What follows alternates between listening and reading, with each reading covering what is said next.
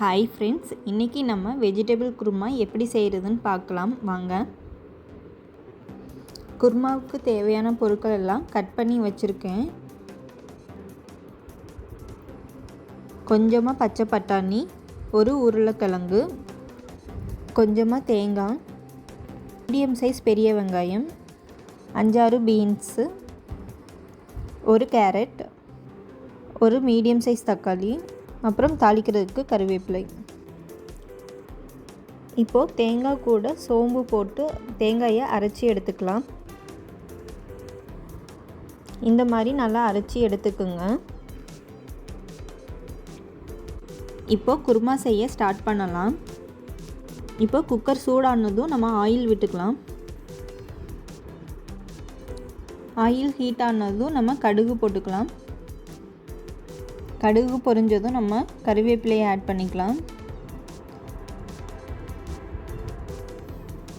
இப்போது நம்ம கட் பண்ணி வச்சுருக்க ஆனியன் ஆட் பண்ணிக்கலாம். ஆனியன் கொஞ்சம் வதங்கி வரட்டும்.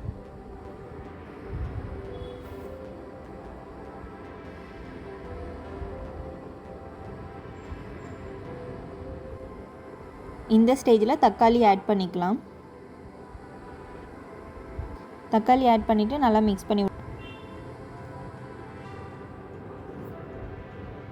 இந்த ஸ்டேஜில் நம்ம உப்பு ஆட் பண்ணிக்கலாம். நல்லா தக்காளி வதங்கி வரட்டும்.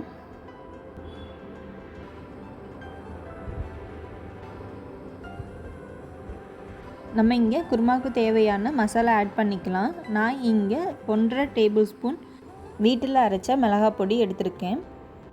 இந்த மிளகாய் பொடிக்கு பதிலாக நீங்கள் 3/4 டேபிள் ஸ்பூன் தனி மிளகாய் தூள், 2 டேபிள் ஸ்பூன் மல்லித்தூள், 1/4 table spoon garam masala add பண்ணிக்கோங்க. இப்போ நம்ம வெஜிடபிள்ஸ் ஆட் பண்ணிக்கலாம்.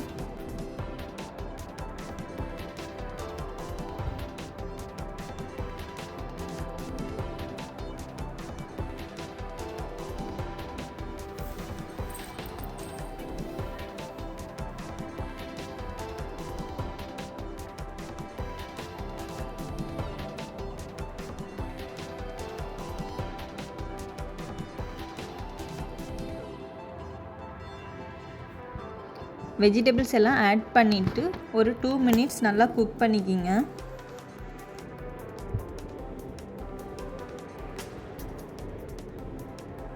நம்ம இப்போது அரைச்சி வச்ச தேங்காயை ஆட் பண்ணிக்கலாம்.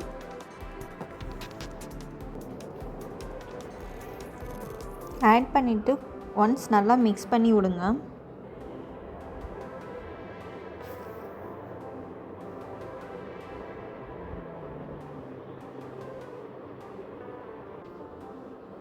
இப்போ நம்ம குருமாவுக்கு தேவையான வாட்டர் ஆட் பண்ணிக்கலாம். நான் இங்கே டோட்டலாக 1 டம்ளர் வாட்டர் ஆட் பண்ணியிருக்கேன்.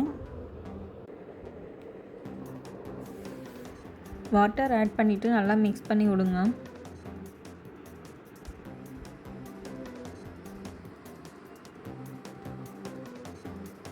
இப்போ பார்த்திங்கன்னா குருமா நல்லா கொதிச்சிட்ருக்கு. இந்த ஸ்டேஜில் நம்ம கட் பண்ணி வச்சுருக்க கொத்தமல்லி ஆட் பண்ணிக்கலாம்.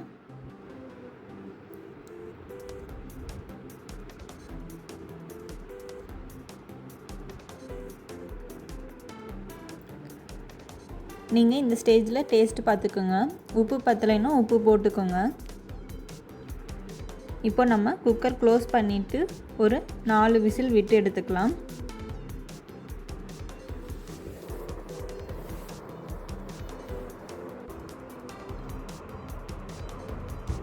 இப்போ நம்ம குக்கரை ஓப்பன் பண்ணி பார்க்கலாம். நல்லா வந்திருக்கு. வெஜிடபிள்ஸை நல்லா மசிச்சு விடுங்க.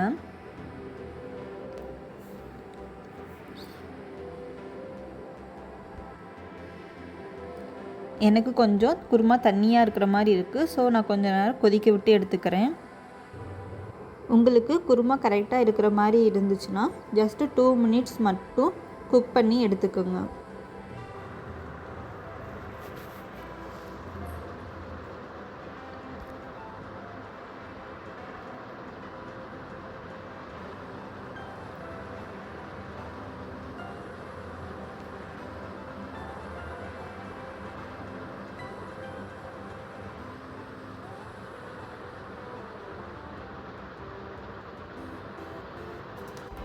இந்த ஸ்டேஜில் ஸ்டவ் ஆஃப் பண்ணிக்கலாம். அவ்வளோதான், ஒரு நல்ல வெஜிடபிள் குருமா ரெடி ஆயிடுச்சு. நீங்கள் இந்த குருமாவை சப்பாத்தி தோசைக்கு ஒரு சைட் டிஷ்ஷாக வச்சுக்கலாம். Thanks for watching this video. For more cooking videos, please subscribe to our channel and follow us.